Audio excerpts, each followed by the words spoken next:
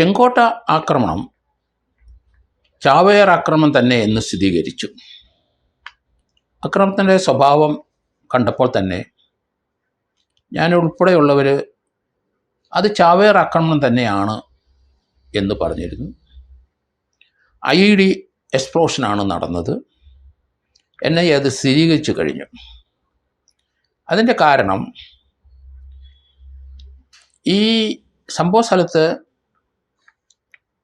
ആ സ്ഫോടനം ഉണ്ടായ സ്ഥലത്തു നിന്ന് 9mm 2 വെടിയുണ്ടകൾ ലഭിച്ചിട്ടുണ്ട്. അവിടുന്ന് സുരക്ഷാ സേനയ്ക്ക് മാത്രം ഉപയോഗിക്കുന്ന തോക്കിലെ ബുള്ളറ്റിൻ്റെ ഒരു ഷെല്ല് അതും അവിടുന്ന് കിട്ടിയിട്ടുണ്ട്. ഇത് ആ ഏരിയ മുഴുവൻ നമ്മൾ കണ്ടു. ഓരോ ഇഞ്ചും NIAയും അതുപോലെ തന്നെ അവിടുത്തെ ലോക്കൽ പോലീസും ഫോറൻസിക്കും അത് എക്സ്പ്ലോസീവ് എക്സ്പേർട്ടും ഒക്കെ പരിശോധിക്കുന്നത് കണ്ടു. റോഡിൽ നിന്ന് ചെറിയ ചെറിയ നാരുകളും കമ്പുകളൊക്കെ പിറക്കുന്നത് നമ്മൾ കണ്ടു. അതിൽ നിന്നാണ് 9mm 2 വെടിയുണ്ട ഇവിടെ ലഭിച്ചത്. അതോടൊപ്പം തന്നെ ഒരു ഷെല്ല് കിട്ടി. അപ്പോൾ ഇതൊരു പ്ലാൻഡ് ഓപ്പറേഷൻ തന്നെയാണ്, സംശയമില്ല. അപ്പോൾ ഇതുമായിട്ട് ബന്ധപ്പെട്ട് പല ഡോക്ടേഴ്സിനെയും അൽഫല സർവകലാശാല പഠിച്ച പലരെയും കസ്റ്റഡിയിലെടുക്കും, ചിലരെയൊക്കെ വിട്ടു. എങ്കിലും അറസ്റ്റിൽ ഉൾപ്പെട്ടിരിക്കുന്ന ഡോക്ടർ മുസാഫിർ അഹമ്മദ് ഉണ്ട്, ഡോക്ടർ ആദിൽ അഹമ്മദ് റത്തൂർ എന്നയാളുണ്ട്, ഡോക്ടർ മുസാമിൽ ഷക്കീർ എന്ന് പറഞ്ഞ ഡോക്ടറുണ്ട്, ഒരു ലേഡി ഡോക്ടർ ഷാഹിൻ സെയ്ദ്. ഇവർ 4 പേരെയും കസ്റ്റഡിയിൽ തന്നെ അറസ്റ്റിലേക്ക് പോയി കഴിഞ്ഞു. ഇവരുടെ മെഡിക്കൽ രജിസ്ട്രേഷൻ ക്യാൻസൽ ചെയ്തും കഴിഞ്ഞു. ഇതേ സംബന്ധിച്ച് ജമ്മു കാശ്മീർ ലഫ്റ്റനന്റ് ഗവർണർ മനോജ് സിൻഹ ചില പ്രസ്താവനകളൊക്കെ നടത്തിയിട്ടുണ്ട്. അദ്ദേഹം അവിടെ പോലീസ് സ്റ്റേഷനിലുണ്ടായ ആ സ്ഫോടനം അത് ഒരു ആക്സിഡൻ്റലാണ്, തീവ്രവാദ ആക്രമണമൊന്നുമല്ല എന്ന് തറപ്പിച്ച് പറയുകയും ചെയ്തിട്ടുണ്ട്. ഇപ്പോഴേ ഡൽഹിയിലെ ഈ സ്ഫോടനത്തിൽ ഉപയോഗിച്ച കാറ് വാങ്ങിയത് അമീർ റഷീദ് അലി എന്നയാളാണ്. അയാളെ പോലീസ് കസ്റ്റഡിയിലെടുത്തിട്ടുണ്ട്. കസ്റ്റഡിയിലുള്ള പല ഡോക്ടേഴ്സിനെയും സംശയിക്കുന്നവരെയും കുറേ അധികം പേരെ കസ്റ്റഡിയിലുണ്ട്. അവരെ ചോദ്യം ചെയ്തതിൽ നിന്ന് എന്നേക്ക് ഒരു കാര്യം മനസ്സിലായി, ഇതൊരു ചാവേർ ആക്രമണമാണ്. അതിൻ്റെ കാരണം ഈ കൊല്ലപ്പെട്ട അല്ലെങ്കിൽ ചാവേർ ആക്രമണത്തിൽ മരണപ്പെട്ട ഡോക്ടർ ഉമർ നബി എന്ന ഡോക്ടർ, അദ്ദേഹം ഒരു എക്സ്പ്ലോസീവ് എക്സ്പെർട്ടാണ്. അദ്ദേഹത്തിന് എക്സ്പ്ലോസീവ് സബ്സ്റ്റൻസ് എല്ലാം കൂടെ ചേർത്ത് വലിയ ബോംബുണ്ടാക്കാൻ കഴിവുള്ള ആളാണെന്ന് കൂടെ ഇപ്പോൾ അറസ്റ്റ് ചെയ്ത ഡോക്ടർമാരും മറ്റുള്ളവരൊക്കെ പറഞ്ഞു. അവർക്ക് അതിനാർക്കും കഴിവില്ല, ഇയാളാണ് അതിൻ്റെ എക്സ്പെർട്ട്.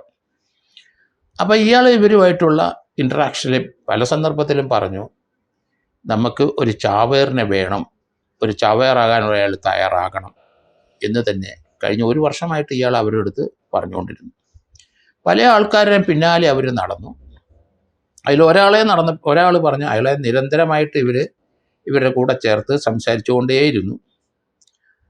അയാൾ പറഞ്ഞു അയാൾ ചാവേറാകാൻ തയ്യാറല്ല. വളരെ വർഷങ്ങൾ അയാളുടെ പുറകെ നടന്നെങ്കിലും അയാൾ ചാവേറാകാൻ തയ്യാറല്ല എന്നും ഖുറാനിലെ ആത്മഹത്യയുടെ കാര്യമൊന്നും പറയുന്നില്ല എന്നും അയാൾ കൃത്യമായിട്ട് പറഞ്ഞു. അതിൽ നിന്ന് ഒഴിഞ്ഞു. അപ്പോൾ ഒരു ചാവേറിനെ കഴിഞ്ഞ 1 വർഷമായിട്ട് ഈ കൊല്ലപ്പെട്ട ഡോക്ടർ തപ്പി നടക്കുകയായിരുന്നു. പക്ഷെ അത് വിജയിച്ചില്ല. പഴയ പോലെ ചാവേറിനൊന്നും ലഭിക്കത്തില്ല. രാഷ്ട്രങ്ങളെല്ലാം പലരും സാമ്പത്തികമായി ഉയരുന്നു. കാരണം പണം കിട്ടാൻ വേണ്ടിയിട്ട് പട്ടിണി കിടക്കുന്ന ചില മുസ്ലിം സമുദായത്തിലെ കുട്ടികളെയാണ് ചാവേറായിട്ട് പല സന്ദർഭത്തിലും പിടിച്ചത്. ഇപ്പോൾ ചാവേറാകാൻ ആരും തയ്യാറല്ല എന്ന് ഡോക്ടർ ഉമർ നബിക്ക് മനസ്സിലായി. അങ്ങനെ നിവൃത്തിയില്ലാതെ അദ്ദേഹം സ്വയം ചാവേറാകുകയായിരുന്നു. IED എക്സ്പ്ലോഷൻ ആണ് ഇപ്പോൾ NIA കണ്ടെത്തിയിരിക്കുന്നത്.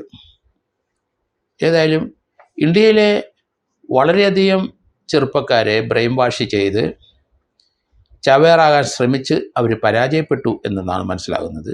അതുകൊണ്ട് ചാവേറിന് വലിയ സ്കോപ്പൊന്നും ഇന്ത്യയിൽ ഇനിയും ഉണ്ടാവില്ല. അതിനെ മനസ്സിൽ തട്ടി അതുമായിട്ട് വർഷങ്ങളോളം നടന്ന ആ ഡോക്ടർ തന്നെ ബലിയാടാകുകയായിരുന്നു. അല്ലാതെ നിവൃത്തിയില്ല.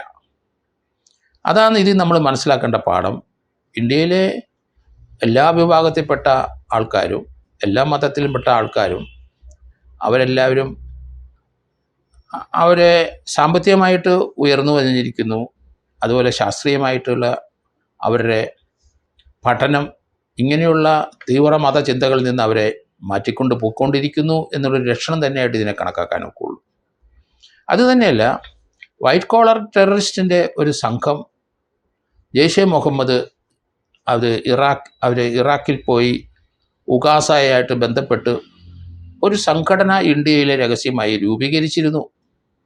അതിൽപ്പെട്ടവരാണ് ഡോക്ടർ ഉമർ. അതിൽപ്പെട്ടവർ തന്നെയാണ് 3-4 ഡോക്ടേഴ്സ് ഇപ്പം കസ്റ്റഡിയിൽ അറസ്റ്റ് ചെയ്തത്. NIA കൃത്യമായിട്ട് ഇതിനകത്ത് ഇൻവോൾവ് ചെയ്തിരിക്കുന്ന ആ തീവ്രവാദികളെ മാത്രം ഉൾപ്പെടുത്തി അന്വേഷണം മുന്നോട്ട് കൊണ്ടുപോകുന്നത് നല്ല കാര്യം തന്നെയാണ്.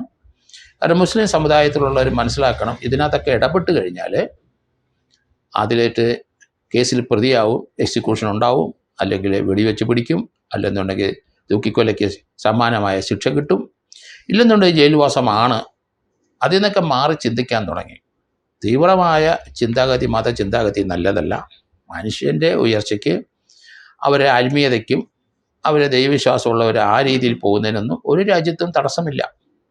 ഇതുപോലുള്ള തീവ്ര ചിന്തകൾ വെച്ച അപക്വമായ ചിന്താഗതിയായിട്ട് വിദ്യാഭ്യാസമുള്ള പ്രത്യേകിച്ച് ഡോക്ടറുള്ളവരൊക്കെ ഇങ്ങനെ പോകുന്നത് ശാസ്ത്രലോകത്തെ പറ്റിയൊന്നും വലിയ വിവരമില്ലാത്തത് കൊണ്ടാണ് എന്നും പറയേണ്ടി വരും. എന്തായാലും ഇപ്പം NIA കണ്ടെത്തിയിരിക്കുന്നത് ഇതൊരു ചാവേർ ആക്രമണമാണ്. ചാവേർ ഒരാളെ കണ്ടെത്താൻ പരാജയപ്പെട്ട് അത് തന്നെയാണ് ഇതിന് പ്രതിവിധി എന്ന് ഉറച്ചു വിശ്വസിച്ച ഡോക്ടർ ഉമർ അവസാനം ചാവേറാകുന്ന രംഗമാണ് നമ്മൾ കണ്ടത്. അത് തന്നെയാണ് ചെങ്കോട്ടയിൽ ഉണ്ടായെന്നാണ് ഇപ്പോഴത്തെ ലേറ്റസ്റ്റായ NIA അന്വേഷണത്തിൻ്റെ വിവരം പുറത്തുവിട്ടപ്പോൾ മനസ്സിലാക്കുന്നത് നമ്മൾ. എന്തായാലും കുട്ടികളെ പലരും ഇതുപോലെ ക്യാൻവാസ് ചെയ്യാൻ ആൾക്കാർ വരും, സാമ്പത്തികമായിട്ട് ധനസഹായം കൊടുക്കും. ചിലർ സാമ്പത്തികമായിട്ട് തകർന്നിരിക്കുന്നവർ അതിനകത്ത് വീണ് ചിലപ്പം കുറേയൊക്കെ ഇവരുടെ പിന്നാലെ പോയെന്ന് വരും. പക്ഷേ ഇവിടെ ഈ വൈറ്റ് കോളർ ടെററിസ്റ്റ് ഗ്രൂപ്പിലായിട്ട് പെട്ട ഡോക്ടേഴ്സിനും അവരുടെ പഠനത്തിന് അവർ വയ്ക്കുന്ന കാറുകൾക്കൊക്കെ ഫണ്ട് ഇവിടുന്ന് കിട്ടി എന്നുള്ളത് NIA അന്വേഷിച്ചുകൊണ്ടിരിക്കുകയാണ്. അത് നമ്മുടെ രാജ്യത്തുനിന്ന് തന്നെ ഫണ്ട് സംഘടിപ്പിച്ചോ, വിദേശത്തുനിന്ന് വന്നോ, അല്ലെങ്കിൽ ജെയ്ഷെ മുഹമ്മദ് ഫണ്ട് അറേഞ്ച് ചെയ്ത് കൊടുത്തോ, ഏതായാലും കാറ് വാങ്ങിച്ച 4 കാറോളം വാങ്ങിച്ചിട്ടുണ്ട്. എങ്ങനെയായാലും ആ 4 കാറിന് ഏതായാലും നല്ല കണ്ടീഷനുള്ള കാറുകളാണ് 10-20 ലക്ഷം രൂപ വന്നിട്ടുണ്ടാവും. ഇവരുടെ പഠനത്തിന് ഒക്കെ സഹായിക്കത്തക്ക രീതിയിലുള്ള പണം വന്നിട്ടുണ്ട്. അതുപോലെ വിദേശത്ത് അങ്കാറയിൽ പോയി വരാനുമൊക്കെ ഉള്ള സാമ്പത്തികം എങ്ങനെ ലഭിച്ചു, ഇങ്ങനെയുള്ള കാര്യങ്ങളൊക്കെ ധാരാളം കാര്യങ്ങൾ NIA പ്രവേശിച്ച് കഴിഞ്ഞിരിക്കുന്നു. അതുകൊണ്ട് തീവ്ര മതവികാരം ഒക്കെ ഉള്ളവർ മാറി സഞ്ചരിക്കേണ്ട ആധുനിക യുഗത്തിലേക്ക് എത്തി നമ്മൾ. അതുകൊണ്ട് ആ രീതിയിൽ കുട്ടികളാരും ഇനി അങ്ങനെ സഞ്ചരിക്കരുത്, മരണം വരിക്കരുത്. കാരണം അബദ്ധമാണ്. അത് ഒരു മത മേധാവികളോ അല്ലെങ്കിൽ ഒരു മതഗ്രന്ഥങ്ങളോ ആത്മഹത്യയുടെ കാര്യമൊന്നും പറയുന്നില്ല.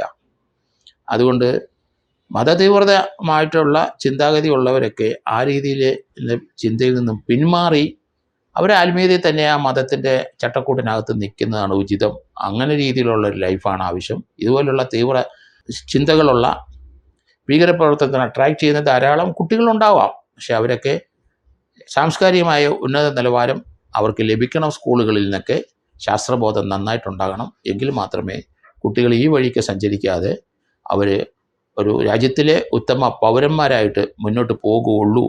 അങ്ങനെ അതിന് സാധ്യതയുള്ളൂ എന്നാണ് ഞാൻ കരുതുന്നത്.